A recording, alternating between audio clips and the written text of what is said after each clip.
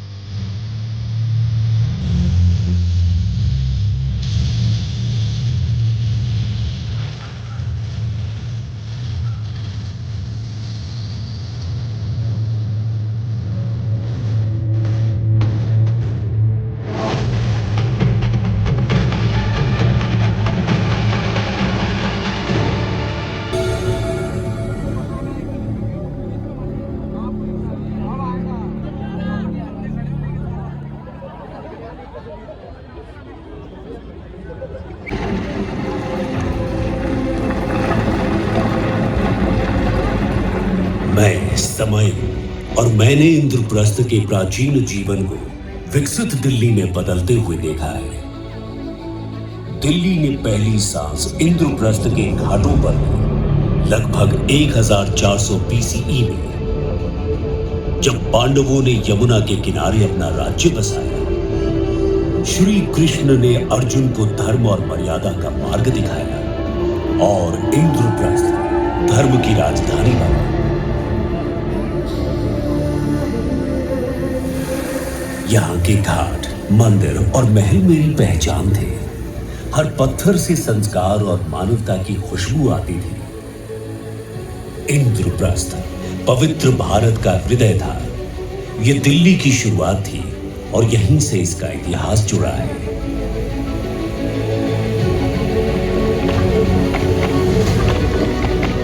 मैं बीतता गया और 736 ईस्वी में तोमर राजा अनंगपाल ने दिल्ली का को मजबूत बना और लाल कोट की दीवारें खड़ी की।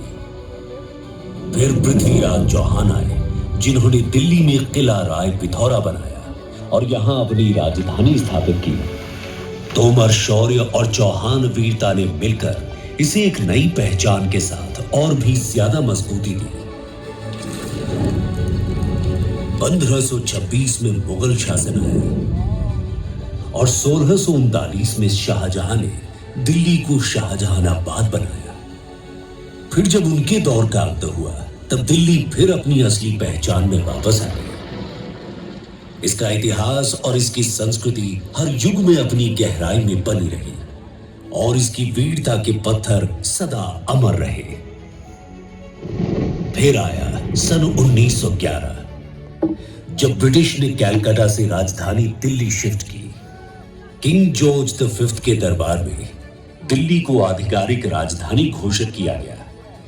1912 में इस बदलाव को लागू करते हुए दिल्ली को चीफ कमिश्नर्स प्रोविंस बनाया गया, जहां शहर का प्रशासन एक चीफ कमिश्नर के हाथ में था, बिना किसी विधायिका या स्थानीय स्वशासन के। लटियंस और बेकर के द्वारा डिजाइन हुआ रायसीना हिल और नए एडमिनिस्ट्रेटिव बिल्डिंग्स ने दिल्ली को नए रूप में सजाया, आधुनिक भारत के सपने का प्रतीक बनकर। फिर समय आया आजादी का। ये धरती भारत भूमि, जन्मभूमि बनी अनेक महान वीरों की। इनमें से एक थे सरदार वल्लभ भाई पटेल। सिर्फ एक नेता नहीं बल्कि दिल्ली के लिए विश्वास का प्रतीक थे। आजादी के बाद जब विभाजन का घाव सबसे गहरा था तब दिल्ली लाखों शरणार्थियों की पनाह बनी। मैं तो अपने दुख में डूबा रहता, पर सरदार पटेल की अटल इच्छा शक्ति ने मुझे नई ताकत दी। दिल्ली में नई कॉलोनियां बसाई गई, लाजपत नगर, राजेंद्र नगर, करोल बाग, जहां जीवन फिर से मुस्कुराया। पटेल की दृष्टि से दिल्ली हर बदलाव को अपनाती गई और इसकी गलियों में सुरक्षा, विकास और इंसानियत के नए रंग बिखरते रहे। और यही उन्होंने एक और नया अध्याय शुरू किया। इंफॉर्मेशन एंड ब्रॉडकास्टिंग मिनिस्टर के तौर पर सरदार पटेल ने ऑल इंडिया रेडियो आकाशवाणी को एकता की डोर से बांधा। उनकी दृष्टि ने